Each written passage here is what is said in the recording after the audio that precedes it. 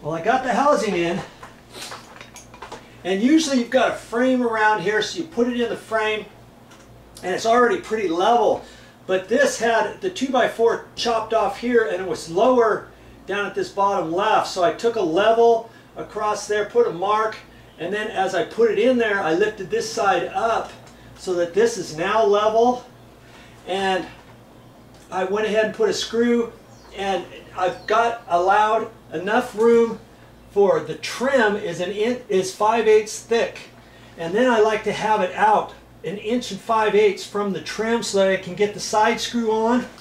And then at the top, I leave it 1 1/8 inches away, so it has about a 1/2 inch angle going towards the back. That way, if you have any water in the bottom, it drains out towards the back. And there's a little hole in the back of the insert. You can take that off and put a condensate pipe on there and all that. Okay, so I've got that tilted. So 1 1/8 inches plus 5/8 trim, I had to be 1 3/4. And I'm right there from the sheetrock to this little tip, 1 3/4.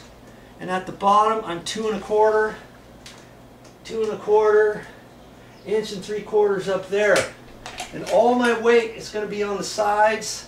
I tilted it and then screwed in the top after I did the bottom. Okay, now as you do it, I told you I was going to teach you or show you how to do it square. Well, if your opening is slightly bigger and you tighten it up over too far this way, the housing will kind of rack like that, or like that, or this one's straight and this one's kind of pooched over, whatever. So, you know, in my case, this side was nice and straight, so I put that first, and then I attached up here. Then I went ahead and measured this. And the way to know that you're square, you know, I had the bottom, and I checked the bottom, and it was level. And I also checked the top, and that was level. You know, if you have the bottom level, you can square it up. Once you attach that, you measure this across at a 45-degree angle from point to point. I got 27 3/4. Then I measure from the same way, 27 3/4. This is just beautiful. So you don't want to be off way too far, because then your plastic trim's not gonna fit on here properly and may kind of look kind of askew or whatever. Okay, so now, yeah, see, with that housing, I could do all this by myself, measure it, and double check everything. And now, when I push the insert in, oh sweet, it's gonna be slip in there just like butter. Now you see on the trim, I got 2 1/2 inch trim, and when I put that up there, it's going to go right to the bottom of where that painted area was. Remember the sides, I cut the sides off, so I don't have a problem with that. And you remember, right, let me get out of the light, right there, I got to be careful with that. I'm going to put a little bit of caulking back in there, and then push this up like that. And then when the trim comes down, the trim's going to be real close to that, and then I'm going to caulk the bottom of the trim too, and that's going to keep that down. You see, if that would have ripped out like that, then I would have had to prime and paint it, and then it would have looked like a patch because there was no texture on it and all that. That's why you got to be careful when you pull that trim off. My bad, but I'm going to fix it.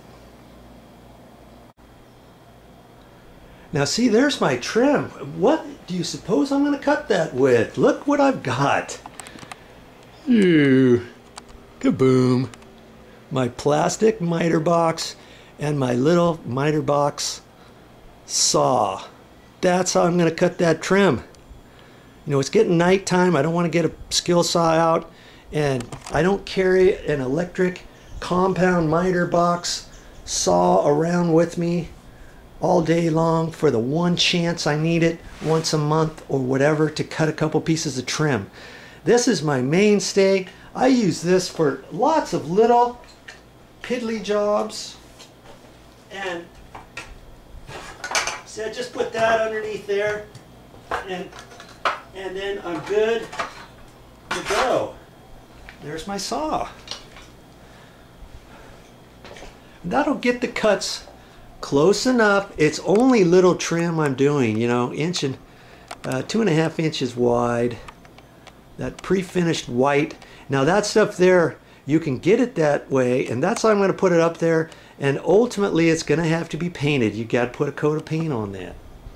Okay? But that's what I'm going to use. For less than 10 bucks, I can cut my trim. What do I mean by air conditioner insert? See this? This is the whole guts to the thing. Now I lift that up there and slip it right in on the base. Here's a handle for it right there when you get ready to pull it out. Sometime to service it or something, if you want to take it outside and clean it all off and spray off the back and get in there and get the fan blade done and all that for maintenance. Now see, this was the air conditioner we pulled out. That's not an insert, that's a one piece. Now how on earth can you install a one piece properly without that insert? I will never know. That sucker was heavy too.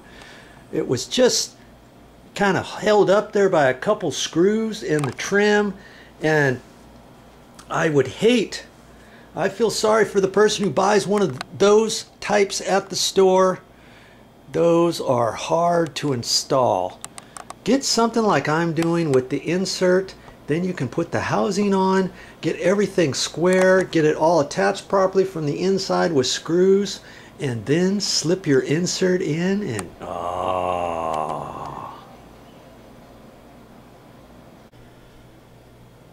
Whew, glad that's done. I bet you want to see if it works. It comes with a nice little handheld unit here.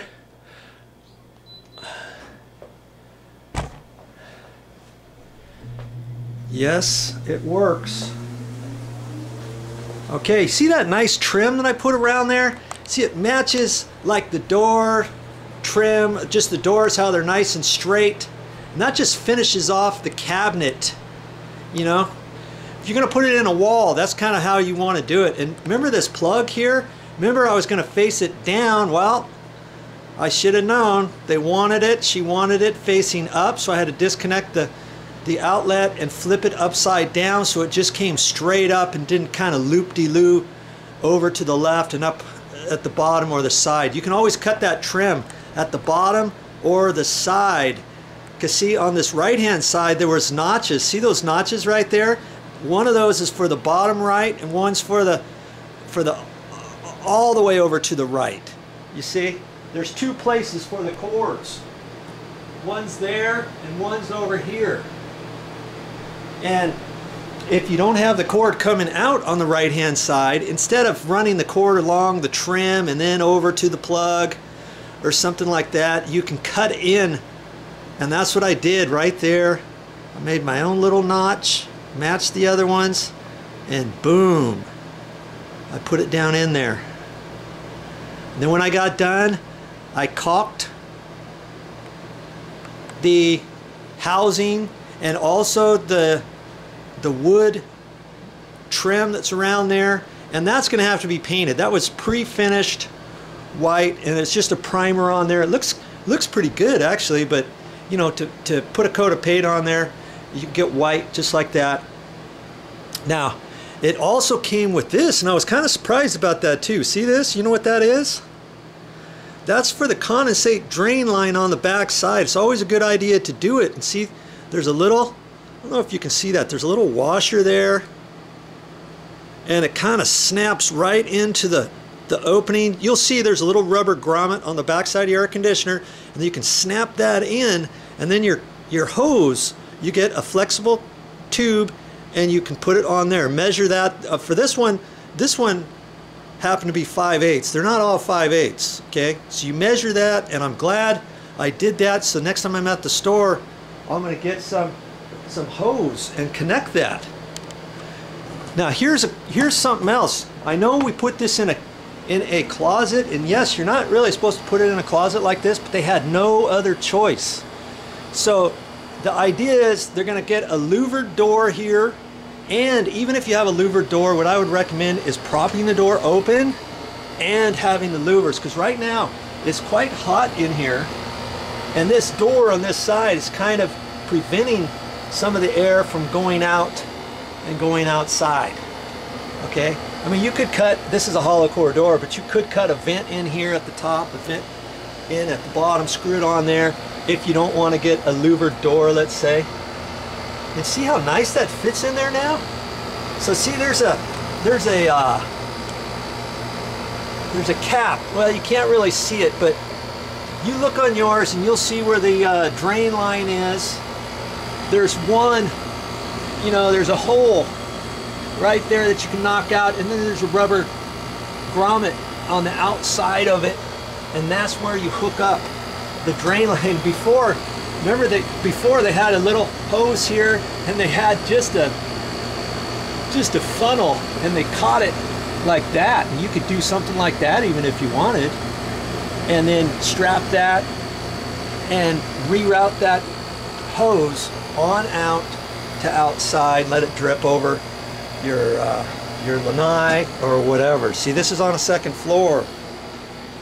See, you could run the hose out over there and let it drip off the side. But if you got somebody downstairs, they might not want you to do that. So what we may do is, where this little cabinet area is, maybe find some sort of tub that's kind of tall-ish, and then we can put the hose right into that, and then periodically they're going to have to take that bucket and pour it and dump it out, and then put it in there again, let it fill up. Okay, something like that. Wow, that's nice. Oh, it's so nice in here now to have the air. Doesn't that look nice? Hey, do a good job and yours can look like that too.